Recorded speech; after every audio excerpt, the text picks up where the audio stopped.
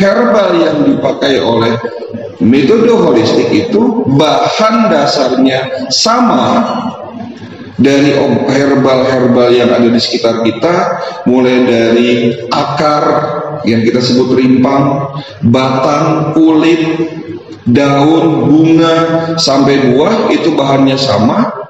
Tetapi yang diambil hanya senyawa aktifnya saja. Zat-zat yang tidak bagus, zat yang tidak baik, itu sudah disingkirkan. Tentunya dengan cara pembuatannya didukung dengan teknologi yang modern.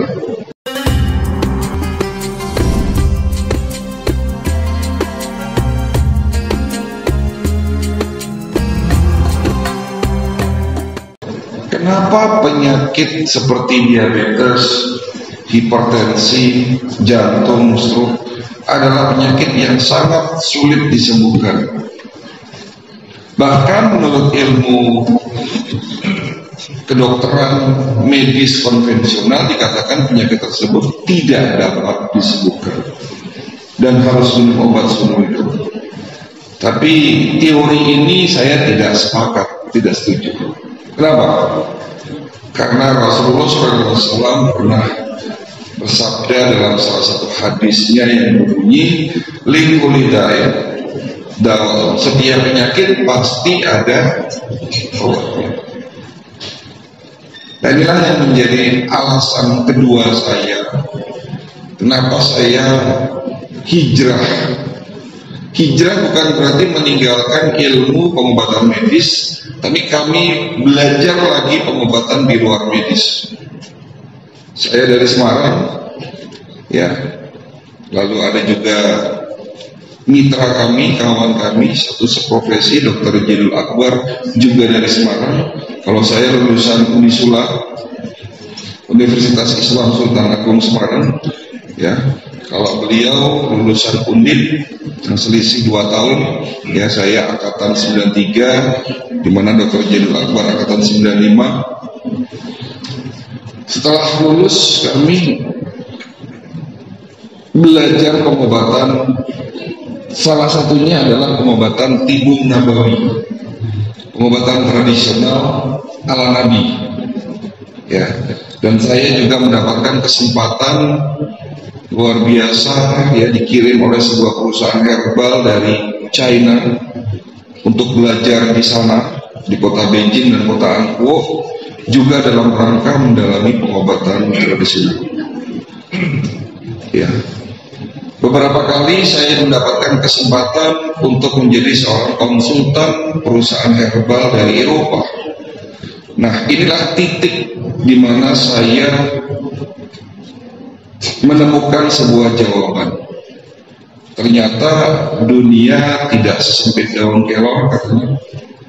Ilmu Allah itu luas, ya. Setelah kami beberapa kali mendapatkan kesempatan belajar dari perusahaan-perusahaan asing, yang disinilah saya baru memahami ternyata antara pengobatan medis dan pengobatan tradisional ini ternyata bisa digabungkan. Kalau dulu kita mengenal bahwa yang namanya medis sama pengobatan tradisional itu saling berbenturan, teorinya terkadang bertolak belakang. Seorang dokter di luar sana mengatakan, hati-hati minum jamu, hati-hati minum herbal karena dapat merusak ginjal. Seorang herbalis pun mengatakan, seorang praktisi pengobatan tradisional baik itu tabib atau sinsi pun mengatakan, hati-hati kalau minum obat kimia terlalu lama karena juga dapat merusak ginjal. Lalu mana yang benar? Ya, keduanya benar, tapi juga ada yang salah. Disinilah akhirnya pengobatan holistik menjawab kekurangan dari keduanya, ya. Dimana kalau kita selama ini taunya bahwa herbal itu tradisional, ya, sifatnya empiris, tidak ada uji klinis, diracik-racik, direbus, ya, itu memang ada efek sampingnya. Karena kalau kita minum herbal, entah itu dari daun sambilutu, daun pegagan, buah mahkota dewa, rimpang-rimpang, ya, itu bukan hanya zat yang baik yang masuk dalam tubuh kita, ampas-ampas atau zat asin atau bahkan logam berat, toksin, racun yang terkandung dalam tanaman itu pun bisa menjadikan kerusakan pada ginjal kita. Jadi statement dokter di luar sana itu tidak salah, tapi kembali lagi terjawab, ya, disempurnakan oleh pengobatan holistik bahwa herbal yang dipakai oleh metode holistik itu bahan dasarnya sama dari herbal-herbal yang ada di sekitar kita, mulai dari akar yang kita sebut rimpang, batang, kulit, daun, bunga, sampai buah, itu bahannya sama, tetapi yang diambil hanya senyawa aktifnya saja.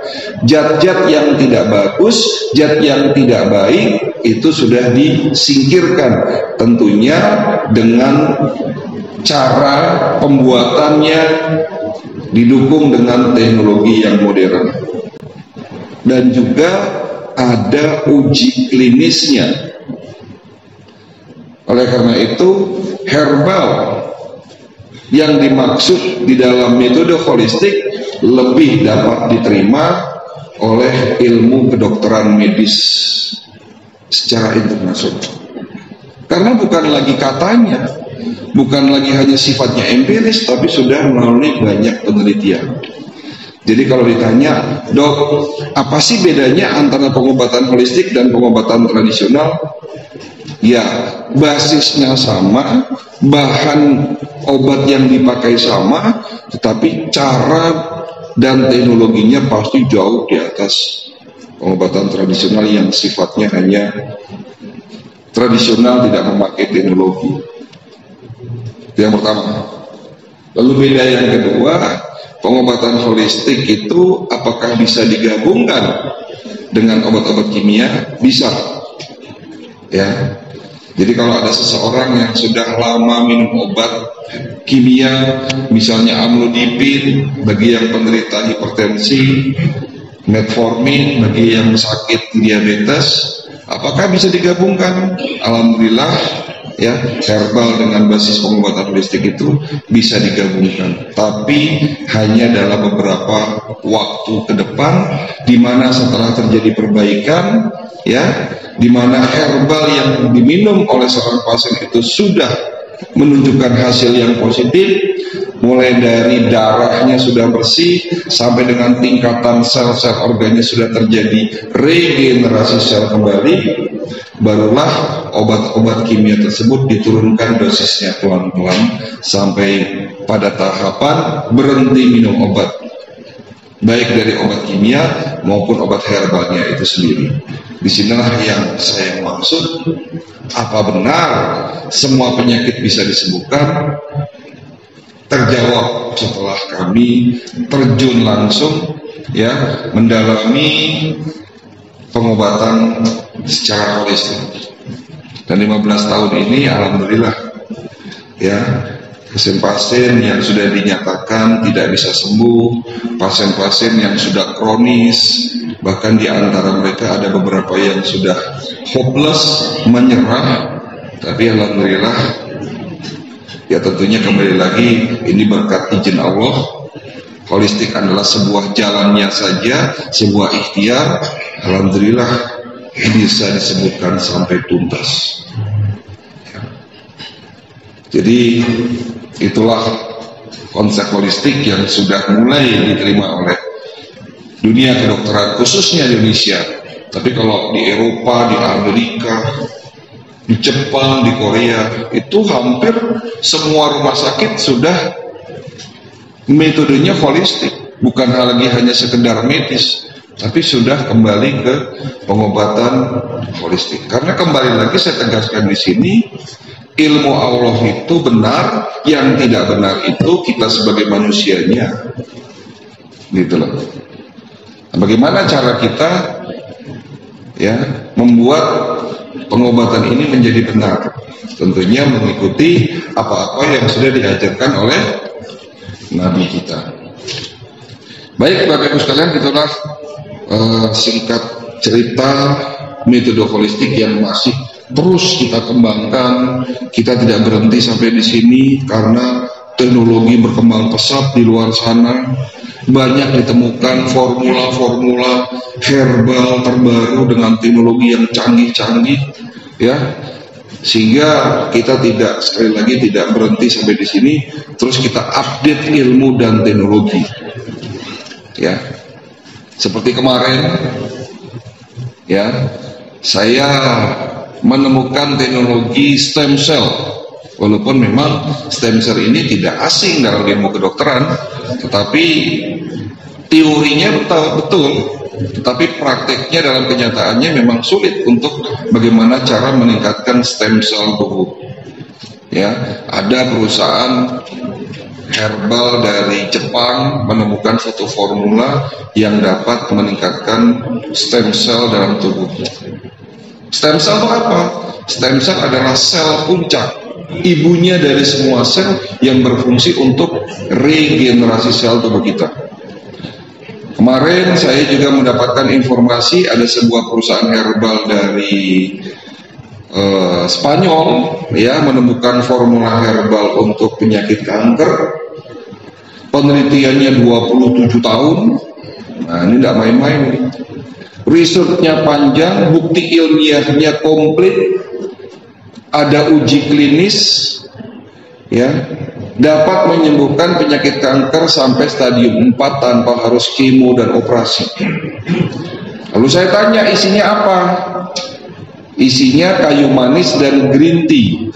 Saya berpikir sejenak, apa bisa kayu manis dan teh hijau ini dapat menyembuhkan penyakit kanker sampai stadium 4? Ternyata formula tersebut bukan hanya berbicara mengenai isi dari kandungannya, tapi ternyata kelebihan dari produk tersebut adalah teknologi di balik pembuatannya. Mereka punya teknologi yang kita tidak punya, bahkan dipatenkan di seluruh dunia. Hanya perusahaan tersebut yang punya teknologi tersebut.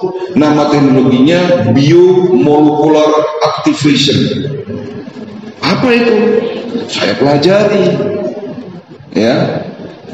Ternyata biomolecular activation itu adalah sebuah teknologi yang mampu meningkatkan kemampuan zat-zat aktif, senyawa aktif anti kanker yang terkandung dalam buah herbal tersebut dikuatkan 4.000 kali kekuatannya.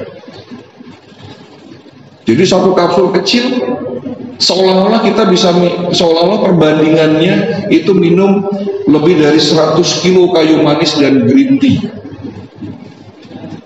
Kalau kita minum 100 kilo ya keracunan, jangankan 100 kilo. Ya sekilo saja langsung keracunan kan. Karena kadang-kadang kalau kita minum tanaman obat tersebut 90% adalah ampas, hanya 10% yang aktifnya saja yang inti dari obat itu sendiri. Sehingga kalau kita minum misalnya secara tradisional dengan ramu-ramuan seadanya, ya benar, hati-hati karena masih banyak ampas, sampah, zat yang tidak baik masuk dalam tubuh kita. Nah, kembali lagi, inilah yang dimaksud holistic integrated medicine.